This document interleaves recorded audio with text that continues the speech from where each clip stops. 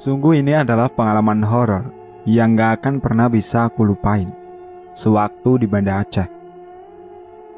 Beruntung saat di Sabang sudah tidak ada lagi hal-hal mistis yang mengganggu kami, dan keletihan kami pun terbayar oleh keindahan Pulau W Sabang serta keramahan orang-orang Aceh terhadap kami, wisatawan lokal di kala itu. Sudut pandang Mbak Tika. Siang itu di kantorku diadakan meeting dadakan. Aku SPV Gudang, Mbak Tika, manajer finance, Pak Yanto, manajer gudang, dan Anissa, SPV accounting, serta direktur dan komisaris, berkumpul untuk membahas pekerjaan di luar kota. Aku yang memang karyawan baru di perusahaan itu, baru mengetahui keadaan genting yang sedang melanda perusahaan tersebut, yaitu ada banyak kebocoran kasus korupsi di bagian keuangan maupun barang di beberapa titik wilayah. Hal tersebut terjadi karena orang audit pusat bekerja sama dan memberikan laporan palsu kepada atasan untuk menutupi para petinggi wilayah cabang yang menjual produk dengan harga tinggi dan hasilnya disetorkan dengan harga yang rendah dengan dalih tidak laku di pasaran dan harus dijual murah, atau bisa disebut cuci gudang. Oh iya, perusahaanku ini bergerak di bidang supplier aksesoris handphone dan juga handphone import dari Cina. Jadi di sini aku bisa mengambil kesimpulan mereka yang ditugaskan di bagian cabang sebagai marketing, menjadikan tempat kerja mereka ini sebagai ladang basah yang menguntungkan. Setelah ada perbincangan yang alot antara 3 divisi dan para petinggi, diputuskanlah aku untuk mensidak ke wilayah Kalimantan, di wilayah Balikpapan dan sekitarnya. Pak Yanto bagian wilayah Jawa Timur, Surabaya dan sekitarnya. Anissa di bagian Jawa Tengah, Semarang dan sekitarnya. Dan Mbak Tika harus sidak ke bagian Banda Aceh. Saat Mbak Tika diberi kuasa untuk mensidak di wilayah paling barat Indonesia itu, Mbak Tika dengan lantang ia menolak. Sang direktur sempat menanyakan alasannya, karena Mbak Tika sudah pernah berkunjung ke wilayah itu dan sudah mengenali seluk-beluk para pekerjanya. Mbak Tika tidak memberikan alasan pasti, dia tetap menolak dan menitikkan air mata di ruang rapat. Keadaan rapat yang berubah menjadi tidak kondusif membuat Pak Yanto mengambil alih pekerjaan Mbak Tika di Aceh, dan Mbak Tika pun setuju jika ia harus melakukan sidak ke wilayah Jawa Timur. Akhirnya para petinggi pun setuju dengan usul tersebut dan meminta asistennya memesankan segera tiket pesawat serta penginapan untuk kami di masing-masing daerah. Setelah meeting usai, Mbak Tika langsung datang ke ruangku dan Pak Yanto. Mbak Tika sangat berterima kasih karena Pak Yanto mau menggantikannya pergi ke Aceh. Mbak Tika sebenarnya ingin menceritakan enggan ditugaskan ke Aceh selama kurang lebih 1 minggu. Namun ia merasa sanksi jika para petinggi perusahaan akan percaya akan ceritanya yang di luar nalar. Jadi ia lebih memilih bungkam. Aku yang melihat ada gelagat aneh dari Mbak Tika, sempat menerka-nerka apakah ada tindakan kejahatan selama di sana, ataukah ada tindakan pelecehan yang diterima oleh Mbak Tika. Dusel, bukan itu masalahnya. Alhamdulillah, semua tebakanmu salah. Dan jangan sampai dia terjadi. Kan sudah Mbak bilang tadi, kalau ini kasusnya di luar nalar manusia. Aku serta Pak Yanto saling tatap, dan akhirnya kami spontan menjawab, "Oh, berarti setan." Mbak Tika langsung mengangguk lemas dan tatapannya menjadi agak nanar. Pak Yanto yang penasaran langsung memburu Mbak Tika dengan berbagai macam pertanyaan seputar wilayah Aceh yang akan ia datangi nanti. Gini deh, aku ceritain ya pengalamanku di tahun 2016 waktu itu, Pak. Biar Bapak dan Marcel jelas kenapa sih aku segitu enggannya untuk menginjakan kaki ke Aceh lagi. Aku benar-benar trauma Mbak Tika mendekatkan kursi kantor yang ia duduki, mendekat kepada kami berdua, dan berbicara dengan agak berbisik-bisik. Berlatar tahun 2016 di bulan Agustus. Seperti biasa, dari perusahaan mengadakan sidak kunjungan ke wilayah cabang untuk mengecek stok barang dan keuangan secara real. Kala itu, giliran Mbak Tika, Rindi.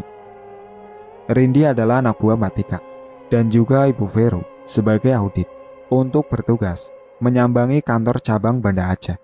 Awalnya Mbak Tika dan Rindi dengan senang hati menerima pekerjaan dinas pertamanya keluar daerah selama 1 minggu.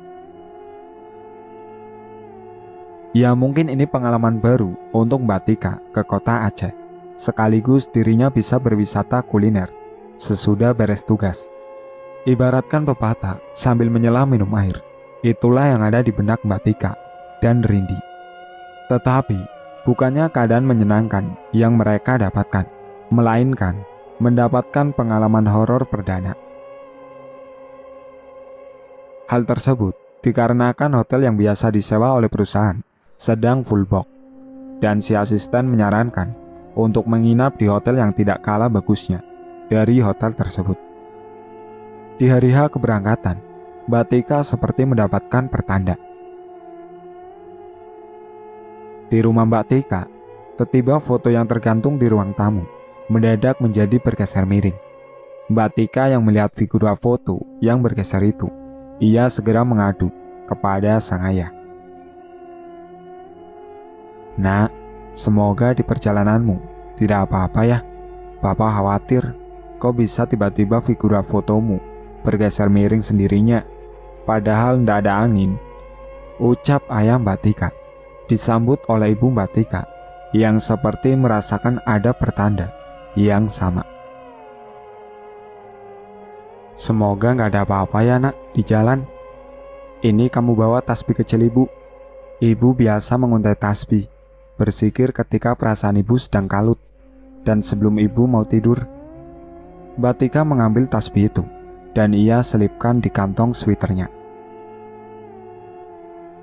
Segera Mbak Tika berpamitan kepada ayah dan ibunya dan segera menaiki taksi online yang sudah siap menunggu untuk mengantarnya ke bandara. "Aku ndak apa-apa kok Pak, Bu. Doakan Tika ya, mau dinas di luar kota. Ibu dan Bapak hati-hati di rumah. Nanti Tika kabari kalau sudah sampai di sana," ucapnya sambil melambaikan tangan. Setibanya di bandara, sudah ada Rindi dan Ibu Vero yang menunggu. Tak lama mereka pun masuk ke dalam pesawat. Selama di perjalanan Mbak Tika sudah melupakan kejadian yang ia lihat di rumah, dan ia asik berbincang-bincang dengan Rindi serta Ibu Vero sampai mereka mendarat di Banda Aceh. Karena hari sudah semakin siang, mereka bertiga memutuskan untuk drop barang di hotel yang sudah direservasi dan langsung menuju kantor cabang sampai dengan pukul 10 malam.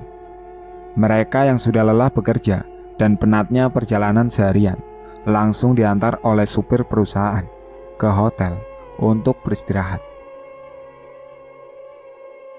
Hotel megah berbintang 4 itu dari luar terlihat terang, namun berbanding terbalik saat berada di dalam hotelnya.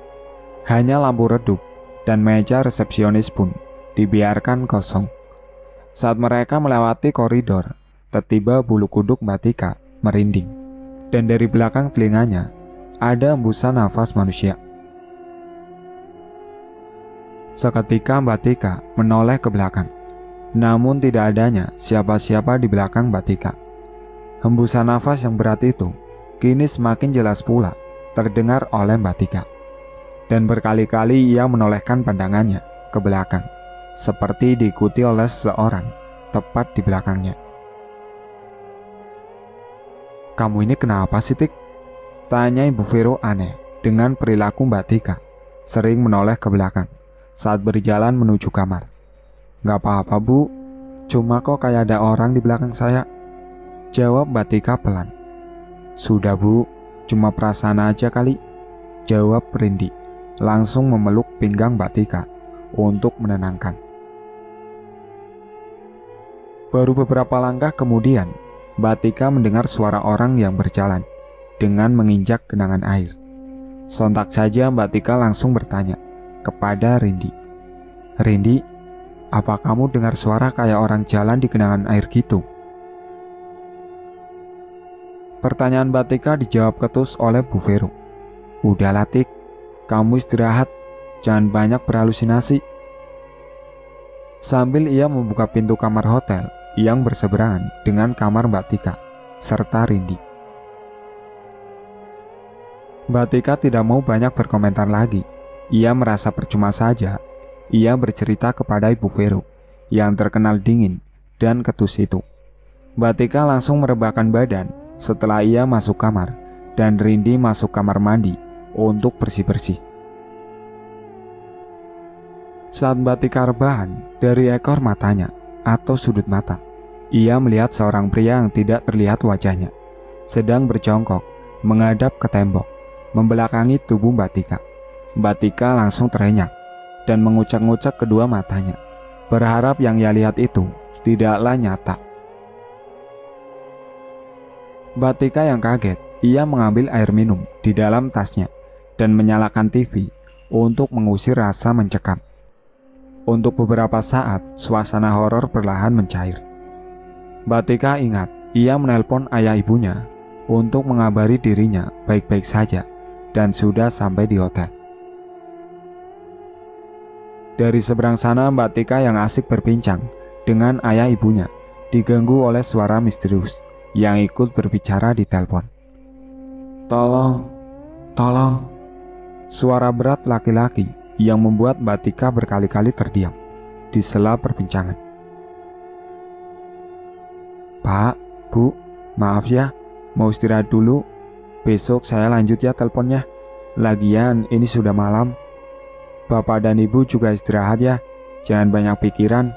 Kan Tika sudah sampai hotel," ucapnya. Tak lama ia menutup telepon. Di tengah rasa kepanikan Mbak Tika, lagi dan lagi telinga kanannya seperti merasakan ada nafas berat manusia. Mbak Tika yang mulai ketakutan dikagetkan dengan suara ketukan pintu dari luar kamar. Dengan sisa tenaga, ia berjalan dan membuka pintu kamar hotel. Namun tidak ada orang di sana, melainkan hanya lampu redup koridor. Pandangan Mbak Tika tertuju oleh bekas tapak kaki yang basah dan ada banyak genangan air di sekitar luar kamarnya. Setelah ditelusuri, telapak kaki yang basah itu mulai nampak dari arah tangga dan berakhir tepat di depan kamar Mbak Tika. Melihat ada hal ganjil, Mbak Tika segera menelpon resepsionis hotel untuk meminta tolong membersihkan bekas tapak kaki yang basah serta genangan air di sekitar kamar. Karena saat itu sudah hampir pukul 11 malam, para pekerja cleaning service sudah tidak ada dan menunggu keesokan harinya baru akan dibersihkan. Mbak Tika keheranan, masa ada orang yang basah-basah jalan di koridor hotel, benaknya. Tak lama Rindi yang baru selesai mandi menghampiri Mbak Tika yang sedang berdiri mematung di luar kamar. "Bu, kok ngelamun sih?" Rindi, kamu sini. Kamu lihat kan, ini ada banyak bekas tapak kaki basah dan genangan air," tanya Mbak Tika memastikan. Rindi menelan ludah. Ia melihat dengan mata kepalanya sendiri. Ada hal yang aneh mulai terjadi. Mereka berdua kembali masuk kamar dan saling bertatap-tatapan. Rindi kemudian mulai bercerita jika dari tadi ia mandi seperti ada yang memperhatikan di sudut kamar mandi. Namun Rindi masih bisa menepis rasa takut itu dan segera menyelesaikan mandinya. Rasa lelah Mbak Tika sepertinya sudah mengalahkan rasa takutnya. Mbak Tika memaksakan mandi malam itu. Dan ketika ia mandi, ia kembali mendengar suara banyak orang meminta tolong dan merintih-rintih tidak karuan. Bukan hanya satu suara, melainkan ada banyak sekali suara yang berdengung di telinganya, meminta tolong. Mbak Tika yang sudah tidak kuat, takut gemetaran, merasa diganggu oleh yang tidak kasat mata. Ia langsung meraih handuk dan melilitkan ke tubuhnya. "Rindi, saya izin pakai baju di sini ya. Gak kuat lama-lama di kamar mandi. Rasanya lutut saya lemas," ucap Mbak Tika. Setelah selesai berpakaian, Mbak Tika kembali merebahkan tubuhnya di tempat tidur. Ia melihat Rindi sedang asik membelakanginya sambil bermain handphone. Dan saat Mbak Tika melihat ke salah satu sudut kamar, nampak ada kuntilanak yang menempel di dinding dan melihat tajam ke arah Rindi, serta mulutnya mengecap-ngecap seperti melihat hidangan lezat di depan matanya. Info tambahan, menurut Mbak Tika wajah si Kunti ini emang seram, seseram-seramnya. Mulutnya ada taring 2, matanya mirip kayak Susana, yang kelopak sama kantung matanya hitam, dan wujudnya 2 dimensi. Jadi saat Mbak Tika lihat si Kunti ini, dia juga bisa lihat tembok belakangnya. Mbak Tika langsung menutup mata dengan kedua tangannya. Dan perlahan-lahan ketika ia membuka mata, sosok menyeramkan itu hilang. "Rindi, kita gabungin yuk kasurnya. Saya nggak bisa tidur nih," pinta Mbak Tika merengek. Kebetulan double bed kamarnya. "Iya bu, tadinya juga Rindi mau minta buat digabungin, cuma sungkan sama ibu. Rindi risih bu, seperti ada yang ngeliatin terus," jawab Rindi bergetar. Malam itu Mbak Tika benar-benar dibuat hampir terjaga sepanjang malam. Ia mengambil tasbih yang diberikan oleh sang ibu dan berzikir sampai akhirnya berhasil terlelap tidur. Pukul 3:30 pagi, Mbak Tika terbangun karena mau ke kamar mandi. Ia sengaja tidak menutup pintu kamar mandi itu karena takut. Mbak Tika mendengar dari kamar Rindi anak buahnya yang seperti mengigau dan meracau tidak jelas. "Bu, geser dong bu, saya sempit tidurnya, terus berat nih, ibu peluk saya terus." Karena penasaran, Mbak Tika melihat dari pantulan bayangan di cermin kamar ke arah tempat tidur dan langsung menjerit sejadi-jadinya, "Rindi!" Sontak saja Rindi langsung terbangun dan berlari ke arah kamar mandi. "Ada apa bu?" tanyanya kaget.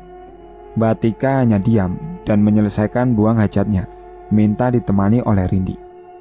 Pelu jagung mulai berjatuhan dari wajah Mbak Tika karena baru saja ia kembali melihat kuntilanak yang menindih tubuh Rindi. "Rindi, tadi saya lihat ada kuntilanak nindih badan kamu." "Serius Rin?" ucap Mbak Tika terbata-bata. Rindi yang mendengar hal itu langsung loncat memeluk Mbak Tika. "Ah bu, jangan takut-takutin saya dong bu. Rindi lagi hamil muda soalnya nih. Rindi takut diganggu kuntilanak." Mbak Tika ingat dirinya memiliki peniti yang agak cukup besar yang ia pakai untuk mengaitkan jilbabnya di dalam tas dan diberikannya kepada Rindi. "Rindi, kamu kenapa gak bilang sih lagi hamil muda? Sekarang kamu keluar kota jauh-jauh, takutnya kamu kecapean loh Rin. Saya khawatir sama kesehatan kamu dan calon bayinya.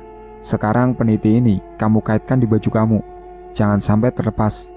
Kuntilanak dipercaya takut sama peniti." Rindi kemudian mengikuti saran dari Mbak Tika, dan pagi itu mereka berdua tetap terjaga sampai dengan terdengar suara dan subuh. Di kantor cabang, Mbak Tika dan Rindi mulai tidak fokus bekerja, sehingga berulang kali Ibu Vero harus menegur mereka.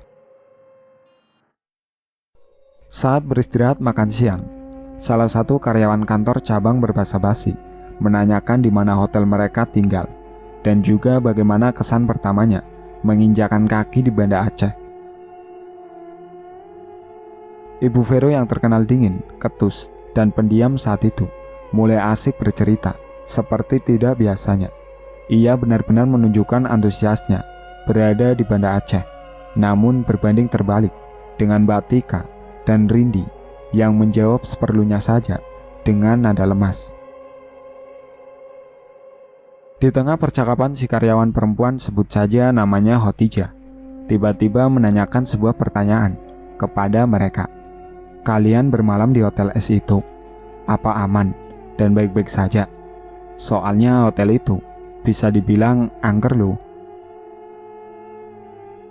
Ibu Vero hanya menggeleng dan tertawa mendengar pertanyaan Khotijah. Setelah selesai makan siang, Ibu Vero langsung berlalu menuju ke toko oleh-oleh yang berada tepat di sebelah rumah makan.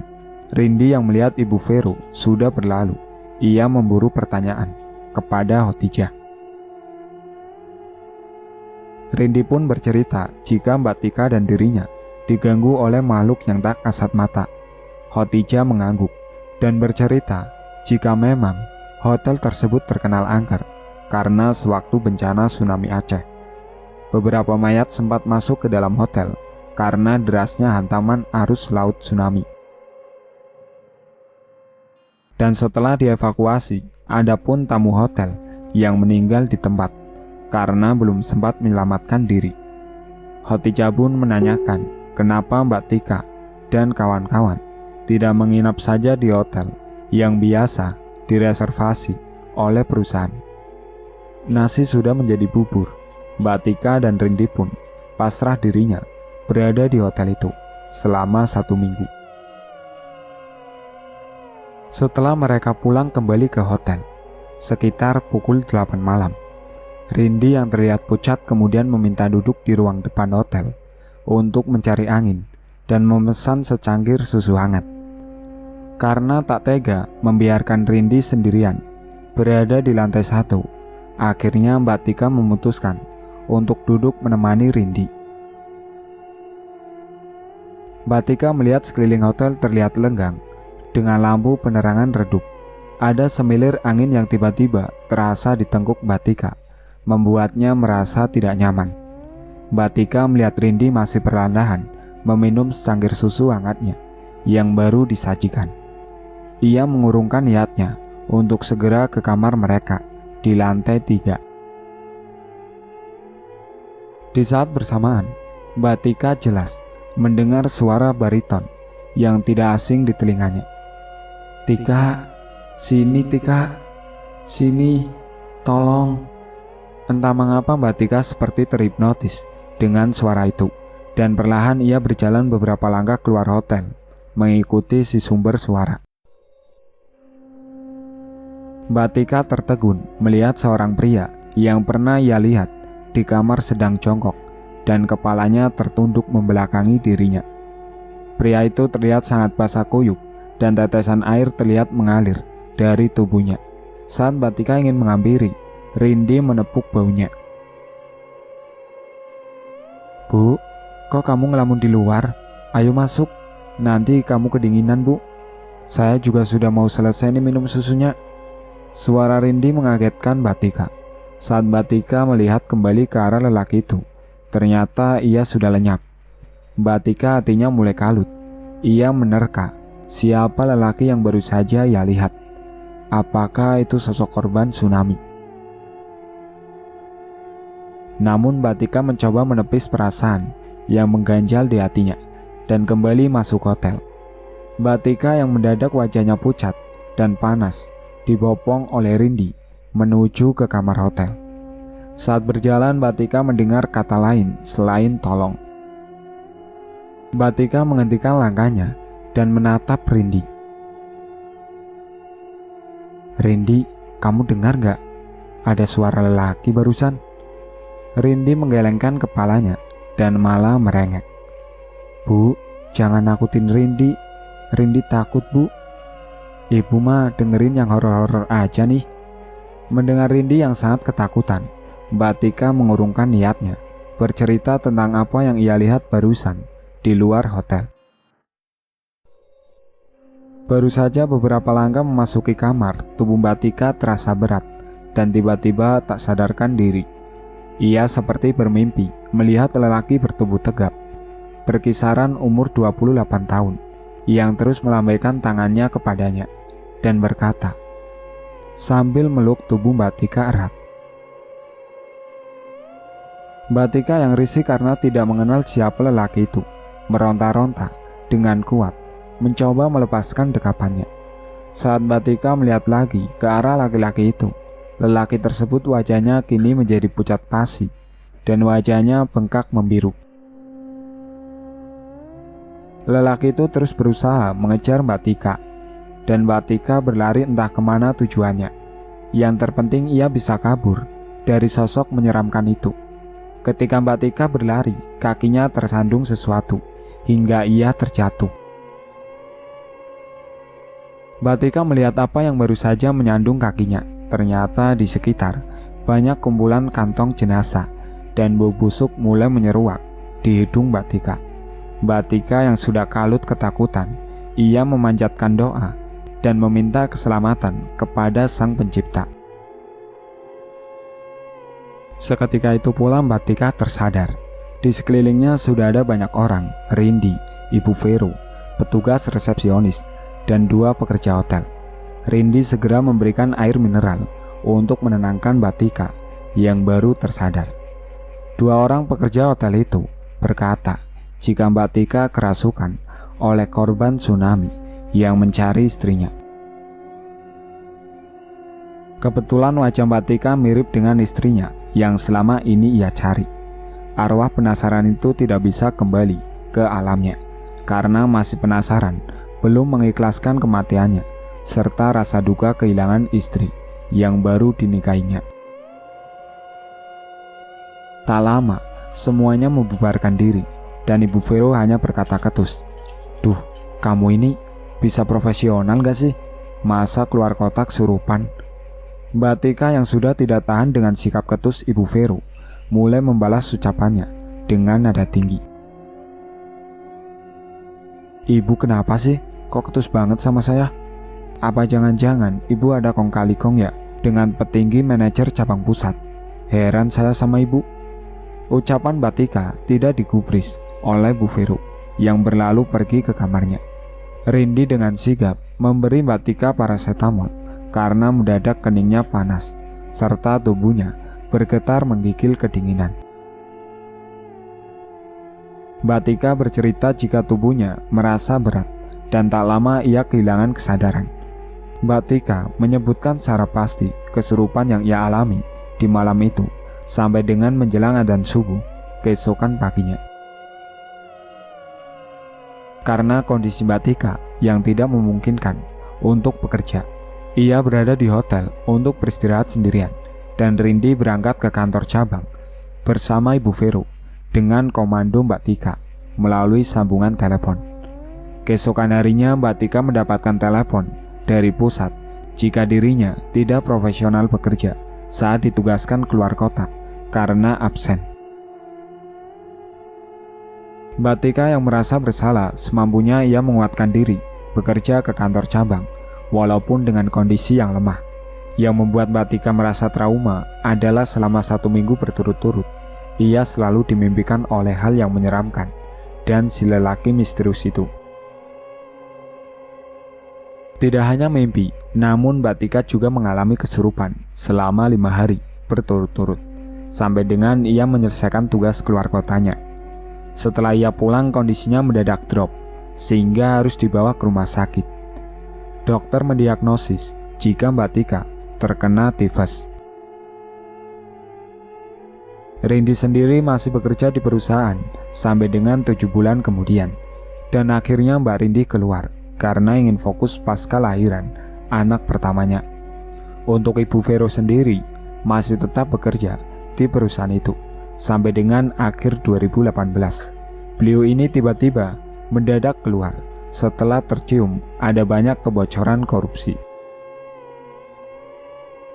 Pengalaman menyeramkan Mbak Tika ini benar-benar menyisakan trauma yang mendalam karena ia melihat makhluk menyeramkan yang sama sekali belum pernah ia lihat.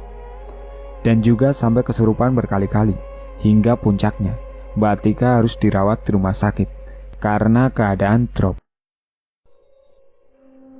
Mbak Tika pun turut mendoakan si almarhum lelaki misterius itu agar ia mau kembali pulang dan mengikhlaskan apa yang sudah terjadi. Pelajaran penting dari cerita horor Mbak Tika ini, sejatinya manusia menyerahkan segala sesuatu ke dalam tangan Allah Ta'ala, baik dan buruk, hidup dan mati, rezeki, serta jodoh. Hingga ketika Allah mendekati mencabut atau mengambil apa yang ada pada diri kita, senantiasa kita bisa mengikhlaskan dan tidak terlarut dalam kesedihan. Dan mungkin pelajaran lain yang bisa kita ambil adalah kejujuran dalam bekerja. Sepintar-pintarnya orang menyimpan bangkai, pasti pun akan tercium juga. Banyak orang pintar tetapi sedikit saja yang memiliki kejujuran dalam bekerja.